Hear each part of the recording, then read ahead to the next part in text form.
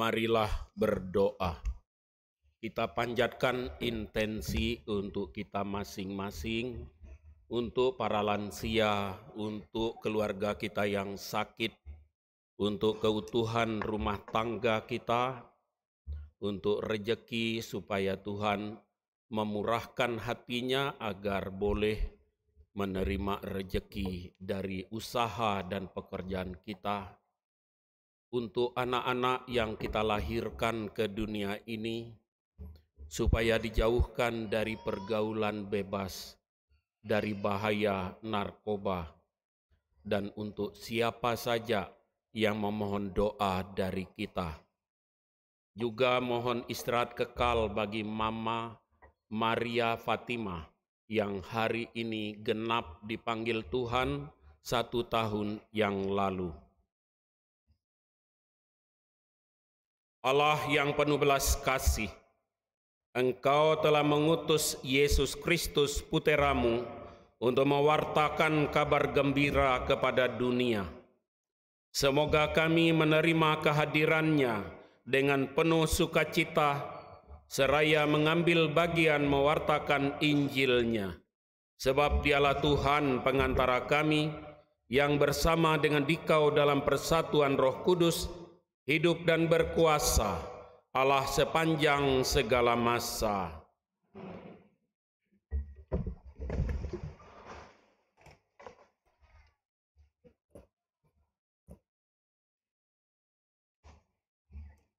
Bacaan dari Kitab Ayub. Di dalam keprihatinannya, Ayub berbicara kepada sahabatnya, "Bukankah manusia harus bergumul di bumi, dan hari-harinya seperti hari-hari orang upahan? Seperti seorang budak yang merindukan naungan, seperti orang upahan yang menanti-nantikan upahnya.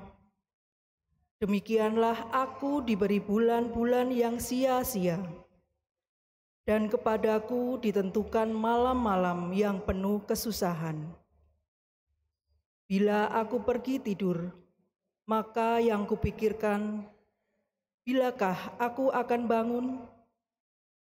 Tetapi malam merentang panjang, dan aku dicekam oleh kegelisahan sampai dini hari. Hari-hariku berlalu lebih cepat daripada torak dan berakhir tanpa harapan. Ingatlah bahwa hidupku hanya hembusan nafas. Mataku tidak akan lagi melihat yang baik." Demikianlah sabda Tuhan.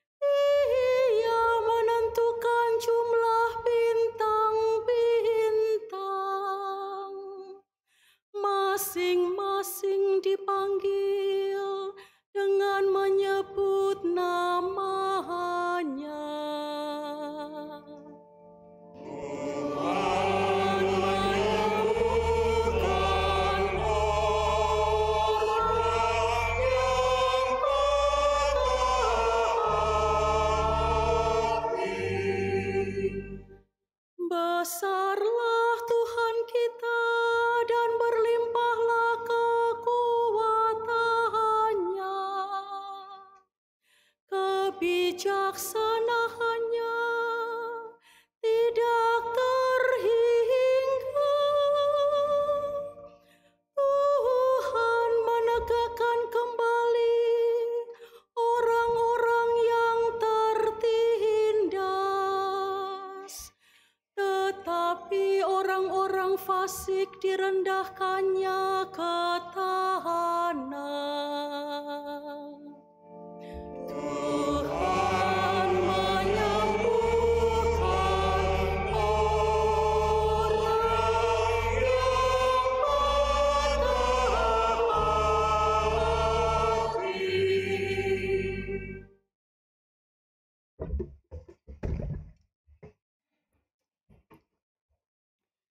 Bacaan dari surat pertama Rasul Paulus kepada jemaat di Korintus.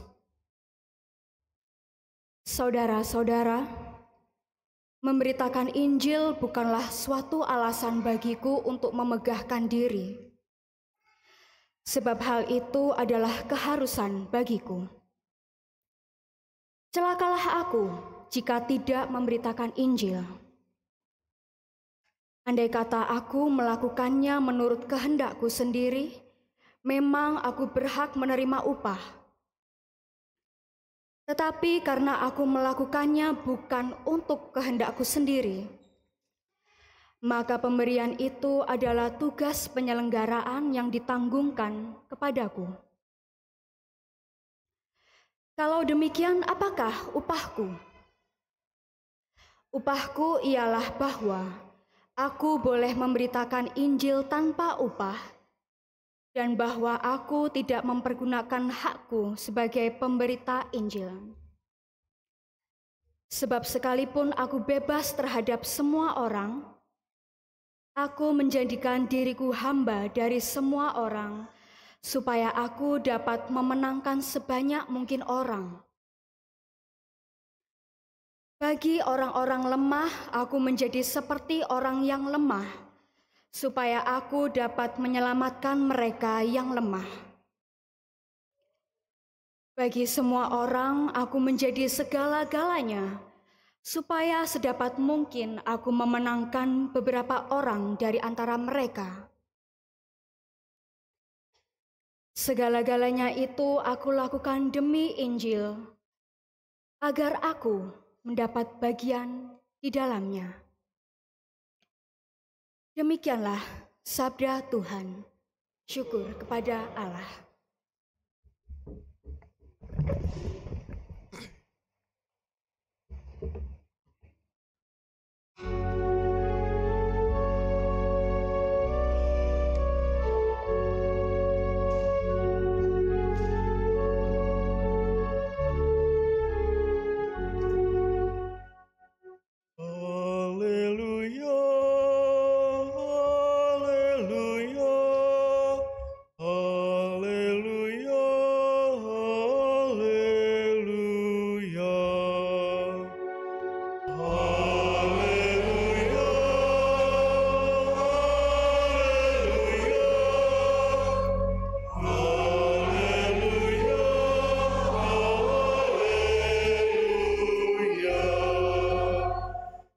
Yesus memikul kelemahan kita dan menanggung penyakit kita.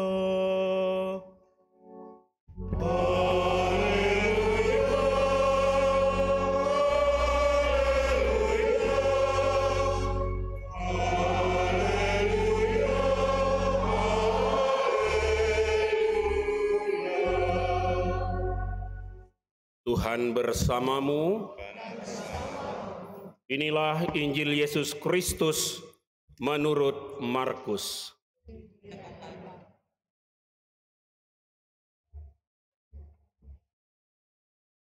Sekeluarnya dari rumah ibadat di Kafarnaum, Yesus bersama Yakobus dan Yohanes pergi ke rumah Simon dan Andreas.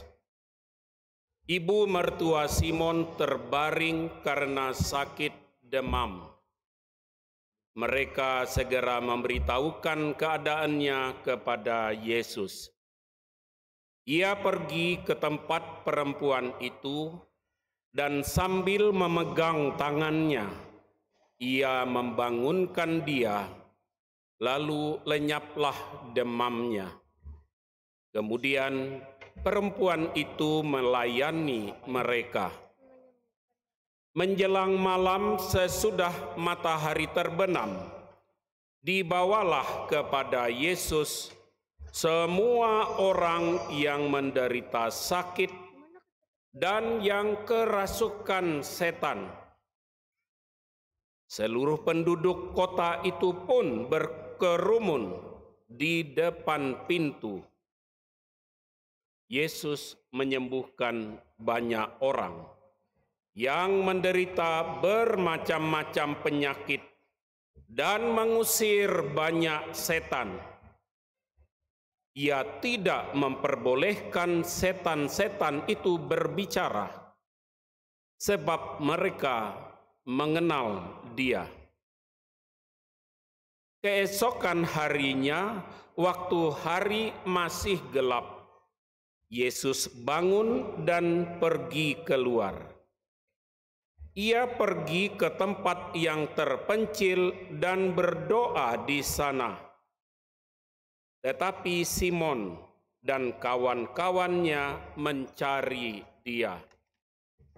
Ketika menemukan Yesus, mereka berkata, "Semua orang mencari Engkau." Jawab Yesus, "Marilah kita pergi ke tempat lain, ke kota-kota sekitar ini, supaya di sana juga aku memberitakan Injil, karena untuk itu aku telah datang." Lalu pergilah Yesus ke seluruh Galilea, memberitakan Injil dalam rumah-rumah ibadat mereka, dan mengusir setan-setan. Demikianlah sabda Tuhan.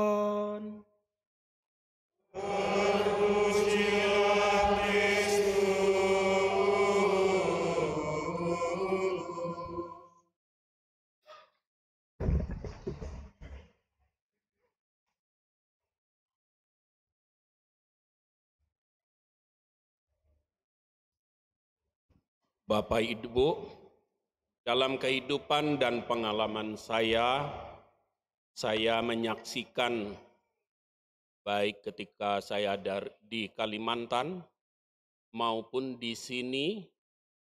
Kalau Kalimantan saya melihat langsung, dan kalau di sini saya hanya bisa membaca dari berita bahwa begitu banyak orang yang dengan sengaja mencelakakan dirinya.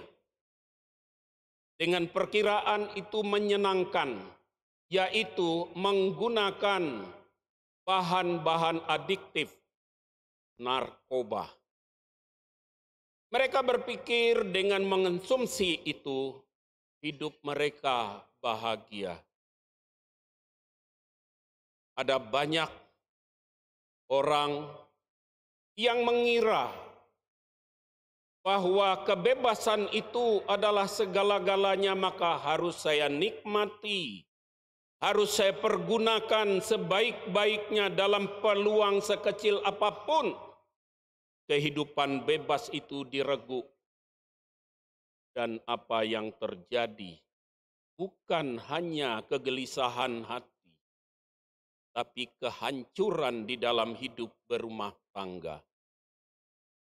Suami istri pisah, anak-anak tidak tahu apa yang dilakukan, dan masa depan mereka begitu gamang untuk digapai karena orang tua yang mengira kebebasan itu adalah segala-galanya.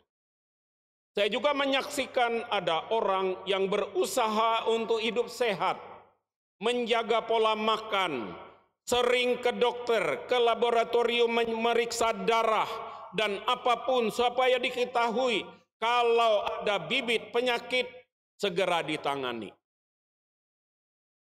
Ada banyak dokter ahli, bahkan ahli jantung, berusaha menasihati pasien dan dirinya sendiri, tapi tiba-tiba dia mati.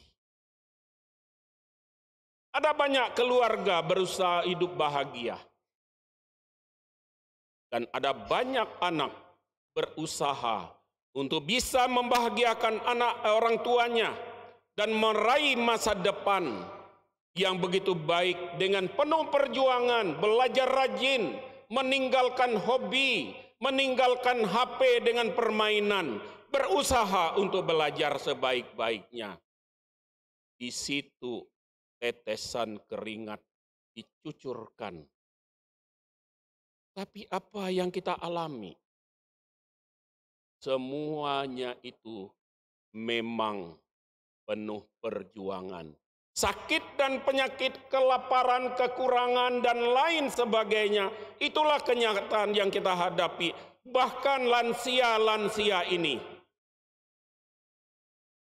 berusaha masa muda kalian mau hidup yang baik. Sekarang kita merasakan, termasuk saya, naik tangga ini, lutut saya sudah gemetaran.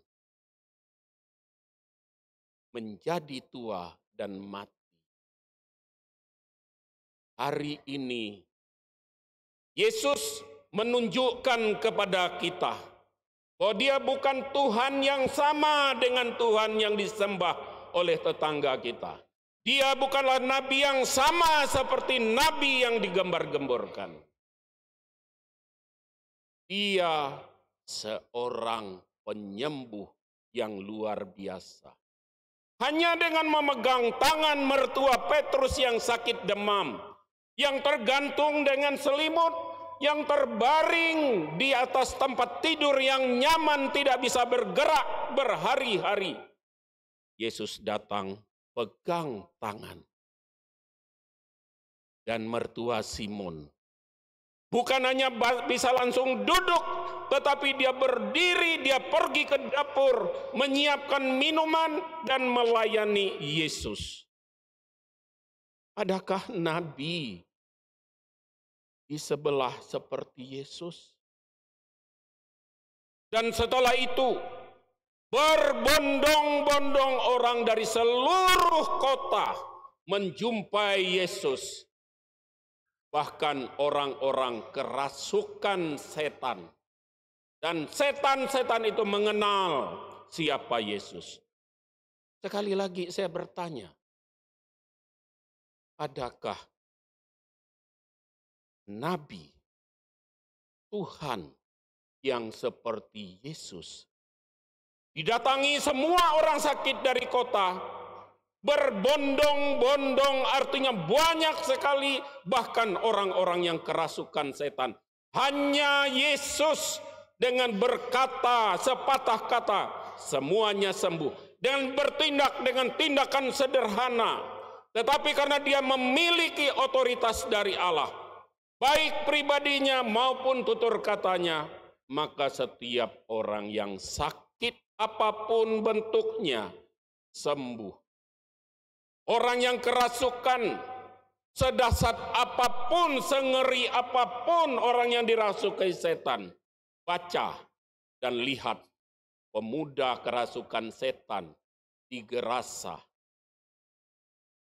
Di sana dikatakan, pemuda itu dirantai dengan rantai besi, tapi semuanya putus. Tidak ada satu rantai pun, pengikat pun yang mampu memborgol pemuda itu. Bahkan dia memukul kepalanya dengan batu. Karena setan yang merasuki dirinya adalah pasukan legion. Beribu-ribu setan memasuki tubuhnya. Dan setan itu dari jauh, siapakah engkau, hai putra Allah? Jangan bunuh kami, silakan dimasukkan kami ini ke tubuh babi-babi. Sekali lagi saya bertanya untuk umat Katolik yang meragukan Yesus Kristus. yang berpikiran semua agama sama, yang berpikiran semua agama menyelamatkan. Dengar, hanya Yesus Kristus yang menunjukkan kuat kuasanya dari Allah. Hanya Yesus Kristus yang memiliki otoritas, maka dia berani menjamin umatnya, barang siapa mengikuti aku, dia pasti selamat. Karena aku ini jalan, kebenaran, dan hidup. Yesus tegas siapa dirinya, untuk apa dia datang ke dunia ini. Untuk menyembuhkan setiap orang, terutama kita yang dikuasai oleh dosa dan kesalahan. Karena setiap manusia memiliki kelemahan, tidak ada manusia yang suci. Tidak ada manusia sempurna. Siapapun kita, jubah saya boleh putih, termasuk jubah suster boleh putih. Tapi pribadi kami sama seperti saudara manusia yang penuh dosa. Dan kita tahu semua tubuh ini akan mati busuk tinggal di dunia. Ada roh dan jiwa yang kekal meninggalkan tubuh yang fana ini, mempertanggungjawabkan perbuatan kemauan dari tubuh yang fana ini di hadapan Allah. Roh jiwa itulah yang mengikuti jalan Yesus sehingga kita sampai ke rumah Bapa. Oleh sebab itu saudara-saudara yang imannya cuman separuh-separuh, penghayatannya suam-suam kuku, dengar hari ini, Yesus adalah Tuhan dari segala Tuhan, Raja dari segala Raja. Dia menjamin hidup kita, bukan pada saat ini saja. Ketika kita sakit, kita memohon, kita pasrah dalam berbagai kesulitan. Dia hadir dalam setiap penderitaan kita. Dia hadir di dalam detak jantung kita dan di nafas kita. Kehadirannya nyata.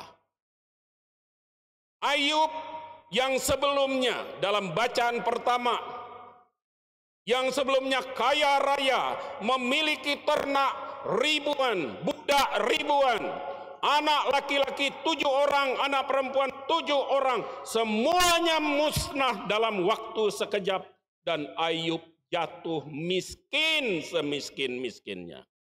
Istrinya bahkan menolak dia, menasihatkan, percuma kau percaya kepada Tuhan. Lihat kenyataan sekarang, kekayaan kita habis, anak-anak kita habis, dan kau suamiku,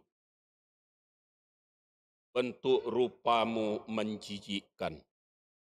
Karena kusta mulai dari ujung kepala sampai ujung rambut, penuh nanah, bau busuk menjijikkan, maka dia dibuang keluar kota, dijauhkan semua sahabat-sahabat baiknya. Apakah Ayub menyerah karena penderitaan yang begitu dahsyat? Apakah Ayub menolak Tuhan? Apa yang kita dengar dalam bacaan pertama pada hari ini, sepenggal di ujung kisah Ayub, di mana istrinya mengutuk Ayub yang senantiasa taat kepada Allah, padahal hidup ini sudah cukup, kekayaan, popularitas, kedudukan, tapi Ayub tetap menyembah Allah. Istrinya marah. Dan sahabat-sahabat baiknya menasihati Ayub, udahlah kau menyerah saja. Maka Ayub menjawab dalam penggalan bacaan yang pertama, hari-hari kita penuh dengan penderitaan. Hidup kita ini seperti orang upahan. Sejak kita lahir tidak ada kenyamanan. Kita harus bekerja keras. Bagaimana kita memelihara hidup ini agar berkenan di hadapan Allah. Kita harus meluangkan waktu untuk berdoa. Kita harus merendahkan diri satu sama lain, berbuat baik, mengampuni sesama kita, dan merelakan korban bagi sesama kita. Rasakan betapa beratnya perjuangan hidup kita. Rasakan. Hidup kita seperti orang upahan. Dan benar yang dikatakan Ayub ini.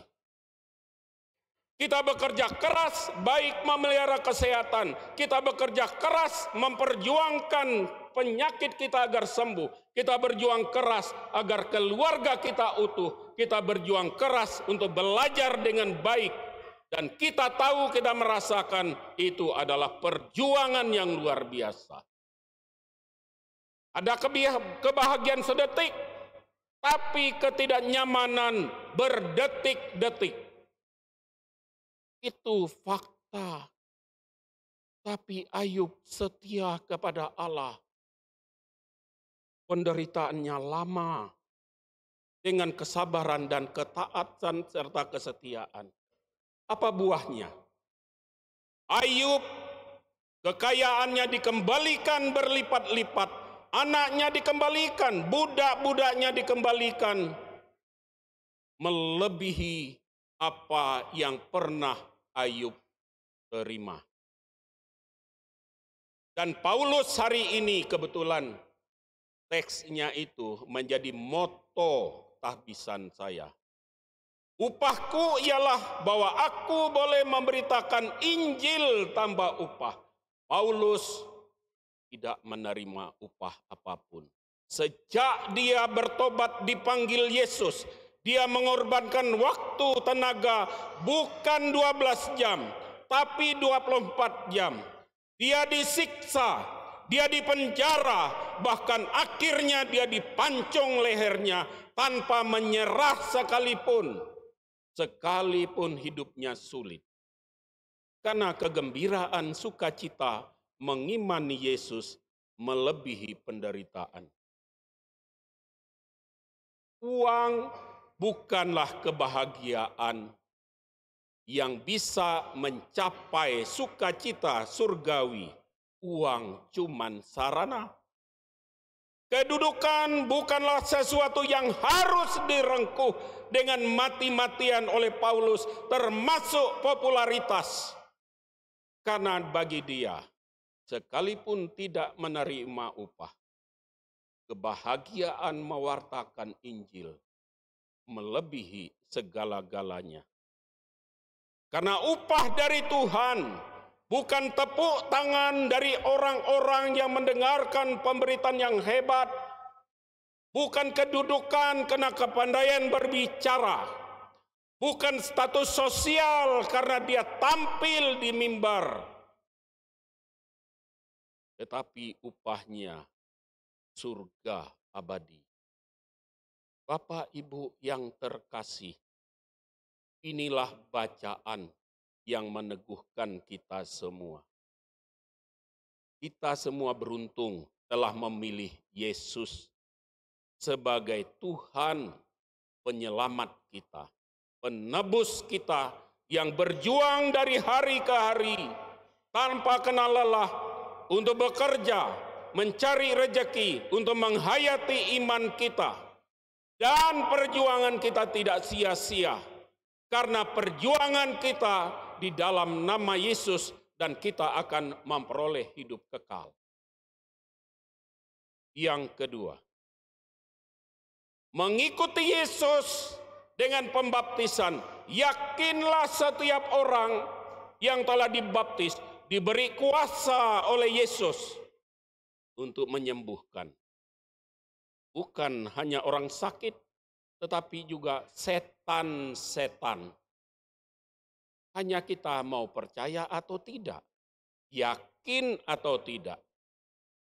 Mau berdoa meletakkan tangan atas saudaramu, tetanggamu, orang yang sakit, mau atau tidak meletakkan tangan dalam nama Tuhan Yesus.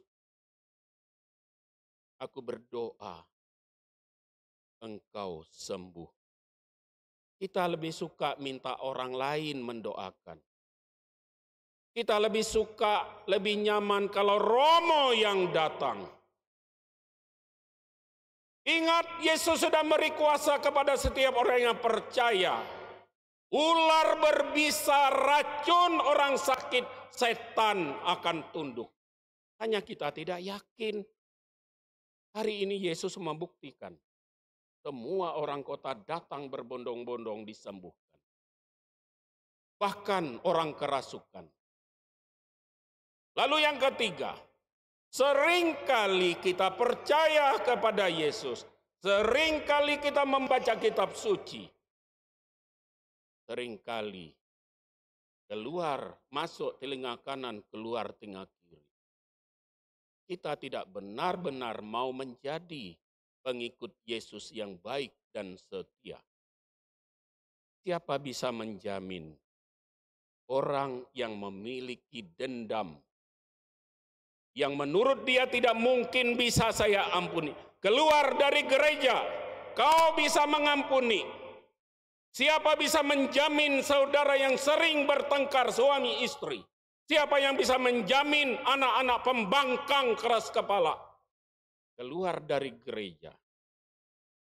Bisa rukun, bisa saling memaafkan, bisa saling mengerti. Dan anak-anak menyadari, aku ini adalah generasi yang dilahirkan oleh papa dan mama. Untuk membanggakan mereka dan membanggakan Tuhan Allah. Karena setiap kehidupan yang pernah ada di muka bumi ini adalah rencana dan sepengetahuan Tuhan. Bukan kebetulan. Kalian Miss Dinar ini bukan kebetulan lahir di dunia ini. Dan tidak kebetulan kalian mau melayani altar ini. Tuhan telah mengetuk hatimu. Tuhan telah memanggilmu dalam agenda tugas. Ada banyak anak yang memiliki kesempatan melayani altar Tuhan, tapi pilih tidur hari Minggu, pilih main game, pilih main di kelompok di mana bukan komunitas Katolik.